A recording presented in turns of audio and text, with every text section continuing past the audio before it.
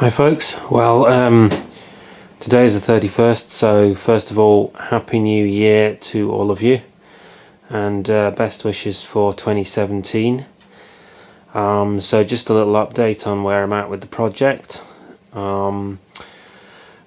Basically I've kind of, as you can see, I've kind of stripped it down to a large extent and was kind of doing various testing. My previous video that I put up was about the testing that I did on the ignition to try and establish, where the issue is.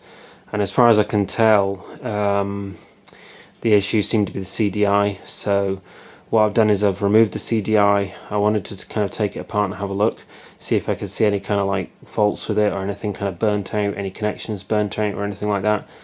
But unfortunately CDIs are made as kind of like a sealed unit, so I wasn't actually able to sort of to take it apart with a screwdriver or anything like that. So what I've done is I've actually hacksawed it open, and this is the result.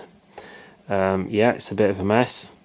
Basically what I did was I hacksawed the end off, and then I hacksawed the top off, and then I basically discovered that it was full of a kind of like a jelly stuff, which is kind of like looks clear or sort of slightly yellowy kind of gel. So what I did is I stripped a lot of that out with a screwdriver. I don't think the camera's focusing properly on that, so you can't really see it very well, but anyway, obviously because I've kind of butchered it and because I've done various kind of damage to it as I've been taking it apart, that's not really usable. I don't think that's really usable anymore. So what I've done is I've ordered a new CDI. I managed to find a CDI on eBay for about £35, so I've ordered that. That's in the post, and hopefully I should get that in the new year.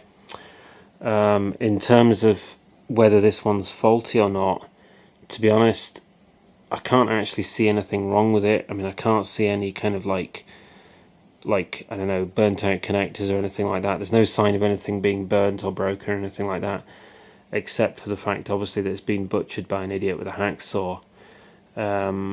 But obviously that doesn't mean that it's not faulty. There could be, for example, a fault in this chip. As you can see, it's got a computer chip in the center of the CDI, and it actually says it's got some numbers on it. It says OKI, and it also says Intel on it.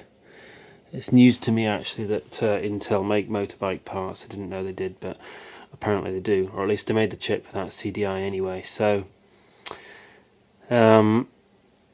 so that's it really. I mean, if it wasn't broken before, obviously it is broken now because I've kind of ripped it apart and butchered it. So that's the end of that CDI really. I've ordered another one, and I'm hoping that when I fit the other one that should resolve the issue and it should get the bike running.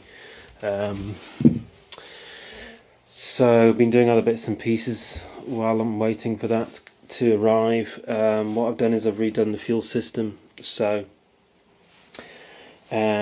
what I noticed when I took the tank off, and again I might have put this in my previous video, I can't remember, but I noticed that there was fuel in the filter and the pipe that went down to the fuel pump, but on the other side of the fuel pump it was all bone dry. So for example, these hoses here were all bone dry, there's no fuel in them or anything, okay? And also the carburetors themselves, there's no smell of petrol. If you sniff, obviously you can't tell in the video, but if you sniff there's no smell of petrol there. So I don't think there's any fuel getting to the carbs. So I suspect maybe there could be a fuel pump problem, or the fuel pump wasn't running or something. So what I decided to do, basically just make things as simple as I possibly can, okay? So what I've done is I've eliminated the fuel pump altogether, and I basically constructed a sort of gravity fed fuel system. Excuse me.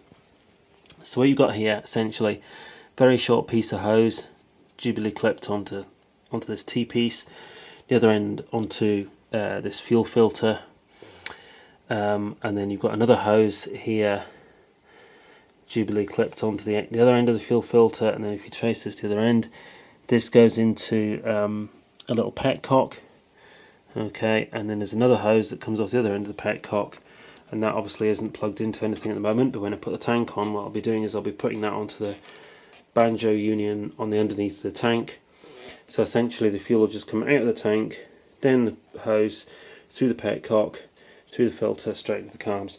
You can't really have a simpler fuel system than that. I can't think really how you could make it simpler than that, short of just dispensing with the filter altogether and the petcock and just saying, right, I'm just running petrol straight from the tank straight to the carbs. You couldn't really make it any simpler. The reason for the petcock is that if you have a bike with gravity fed fuel and no pump, what that means is that fuel can flow. If there's no petcock, fuel can just flow straight from the tank to the carbs, and potentially if the carbs are faulty, then you could flood the engine with petrol. So what you'll notice is on some of the older style motorbikes, like I don't know, from maybe the 70s or earlier, they'll have like a kind of tap thing at the front of the rider's seat, and you'll turn it like 90 degrees and that turns the petrol on.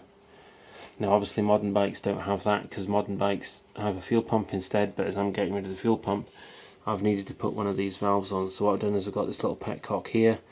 When it's in that position, at the 90 degree position, that's the fuel off, and all you do is you press it up like that and that turns the fuel on. So obviously when I come to start the bike, all I do is I turn the fuel on and then, you know, put the choke on, press the start button, that kind of thing, and just start the bike up, just like you would a kind of old classic bike kind of thing. So that's basically how I've designed the fuel system now. I think one of the things about a Street Fighter is you just want to make it absolutely as simple as possible. You just want it really nice and minimal wiring, minimal pipe work, minimal everything. Just minimize everything and just keep it really, really simple. And I think this has kind of simplified it a bit further, getting rid of the fuel pump. So I'm quite pleased that I've done that. Hopefully that should help it kind of start and run. And then also what I've done is I've put the CDI plug, I've wired that back into my sort of DIY loom. I'm not going to go through what each and every kind of wire is because that'll take too long.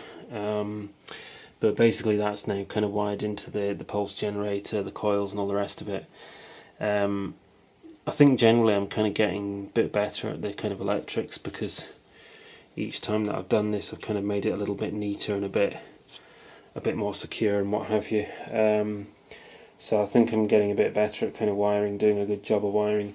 Also what I've done is I've tidied up this wiring here, put new kind of cable ties on and cable tied it back and everything, because what you tend to find is when you sort of make changes to electrics, you remove a component and you add a component, it gets messy, you know, you end up kind of like with wires all over the place. So I've given it a real good tidy up and got it kind of straight again. Same with this over here, kind of tidied this bit up a bit. So that's the kind of fuel system and the electrics kind of redone for about, I don't know, the third time. I think that's about the third time I've kind of rehashed the fuel system, the electrics one way or another, but I can only hope that it's going to fix it this time, you know, that it's actually going to run. So like I said, I've ordered a CDI. That was ordered earlier this week, but obviously because it's the Christmas post, it's not here yet. So hopefully it should be here sometime early January, sometime kind of next week. As soon as it comes, because I've done all the wiring and everything, I can just plug the CDI in, fix it in place, and then just put the filters, the tank and the seat back on, and then just take the bike out and give it another try, and fingers crossed it should run now. Now obviously whether it runs or not, I will put a video up as soon as I know what's happening. I'll probably put a video up as soon as I get the CDI, and then I'll put a video up if it runs, obviously, and if it doesn't run I'll put another video up. I'll put a video up about that and, you know, kind of discuss where I'm going to go next to try and get it working. So that's kind of where I'm at with it at the moment. So alright, well, thanks for listening, and again, Happy New Year and best wishes to everyone for 2017. See you later.